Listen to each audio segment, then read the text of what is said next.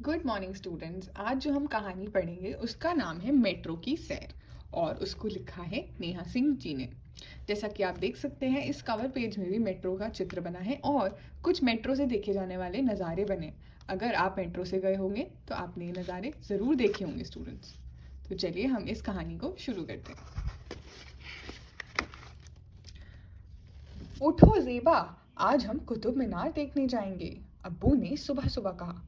क्या अम्मी भी आएंगी? मैंने पूछा। अगर काम निपट गया तो ज़रूर आएंगी। अम्मी हमेशा काम करती रहती हैं, मैंने शिकायत की। हम कैसे जाएंगे? मेट्रो से, अब्बू ने कहा। तो स्टूडेंट्स, ये है ज़ेबा और ये है उसके पापा। आज वो निकले हैं मेट्रो की सैर पे। तो चलिए देखते हैं कि वो मेट्रो से कहाँ जाते हैं। सूट बूट और काले चश्मे पहने एक आदमी को प्लेटफॉर्म पर पहुंचने की बड़ी जल्दी थी। माफ कीजिए, जरा हटिए, कहता हुआ वह तेजी से चलती हुई सीढ़ियों पर भाग रहा है। हम इन जादुई सीढ़ी पर ऊपर और ऊपर चढ़ते जा रहे हैं। मुझे लगता है जैसे ये सीढ़ियाँ मुझे निगल जाएंगी।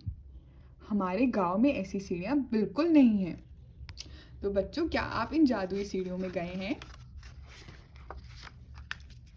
मेट्रो प्लेटफॉर्म पर आ चुकी है।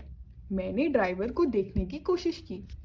जब मैं बड़ी हो जाऊंगी तो मैं मेट्रो रेल चलाऊंगी। चमकीले दरवाजे अपने आप खुले। Sir sir. इन दरवाजों को कैसे पता चलता है कि कब खुलना है और कब बंद होना है? मैं और अब्बू अंदर चले गए और मुझे ठंड सी लगी। किट किट किट किट, दरवाजे बंद हो रहे हैं, एक आवाज ने कहा। यह मेट्रो एक लंबे सांप की तरह है। चमकीली चांदी सी सीटें, खंबे और पकड़ने के लिए चांदी सी छड़ें। एक नानी सामने वाली सीट पर सो रही हैं। उनका सिर बगल में बैठे आदमी के कंधे पर है। उस आदमी ने उन्हें जगाया नहीं, बस मुस्कुरा दिया और दोबारा अखबार पढ़ने लगा। मेट्रो चल दी। अब्बू देखिए, यह कांच की इमारत कितनी ऊंची है। इसमें आते जाते लोग तो चींटियां जैसे लगते हैं। क्या कुतुब मीनार इससे भी लंबा है? होना तो चाहिए, अब्बू हंस दिए। गांव में तो परम का घर सबसे ऊंचा है, 5 मंजिला, पर यह तो बहुत बड़ा लगता है। मेट्रो के दरवाजे खुल रहे हैं। Beep beep beep.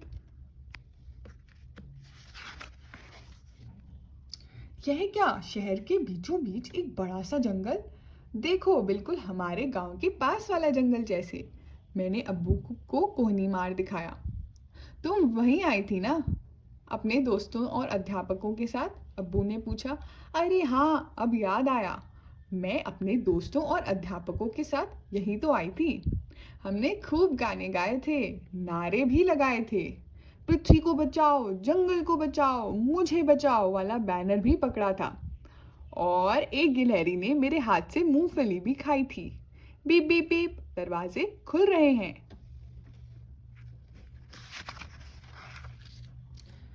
Sir sir, एक लड़कियों का झुंड मेट्रो में चढ़ा है। वह आपस में हंस बतिया रही हैं। सब दोस्त लगती हैं। मैंने उनके कपड़े और बालों को निहार रही हूँ। एक के तो बाल ही नीले हैं और इतनी सारी कान की बालियां। उसके तो होंठ पर भी बाली है। एक ने गिटार पकड़ा हुआ है। वह सब गाने लगती हैं, बाकी सब तालियां बजाती हैं। बीप बीप, दरवाजे फिर से खुल रहे हैं। सर सर, कुछ और लोग मेट्रो में चढ़ते हैं। वह देखो, एक छोटा बच्चा एक बड़े से पीले महल की तरफ इशारा करता है। सचमुच बहुत विशाल महल है। जाने उसमें कौन रहता होगा। अगली बार अब्बू अम्मी को इसी बड़े महल में घुमाने लाऊंगी। बीप बीप, दरवाजे फिर खुल रहे हैं। सर सर, देखो अब्बू, वह गाड़ियां तो जाम में फंसी हैं और हम तेजी से आगे निकल गए। इसीलिए तो हम मेट्रो लेते हैं ज़ेबा, अब्बू बोले। तभी ऊपर से एक हवाई जहाज गुजरा और नीचे गाड़ियां पत्तों की तरह पुलों पर चल रही हैं। हम मेट्रो में आसमान और धरती के बीच में हैं। सर सर, कुछ लोग उतरे पर कहीं ज्यादा लोग चढ़ गए। सब लोग थोड़ा खिसके, थोड़ा सरके और फिर सबके लिए जगह बन गई है। मेरे आसपास बहुत सारी आवाज़ें और बहुत सी भाषाओं में बोलते लोग हैं। एक माँ अपने बच्चे के साथ आई है। उनके पास बैठने की जगह नहीं है। अब्बू ने उन्हें अपनी सीट दी। अचानक दिन रात में बदल गया। हम जमीन के नीचे हैं। चारों तरफ सिर्फ लोगों के प्रतिबिंब दिख रहे हैं।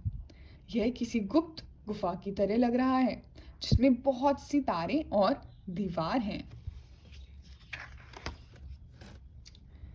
एक आदमी जो देर से फोन पर चिल्ला रहा था बोला, हेलो हेलो। लगता है उसका फोन नहीं चल रहा। बीप बीप दरवाजे खुल रहे हैं। बीप बीप हरी बत्तियां जल उठी हैं। मैं ड्राइवर के केबिन की ओर जा रही हूँ। मैं मेट्रो से उतरी और आगे भागी। आराम से। अब्बू पीछे पीछे आए।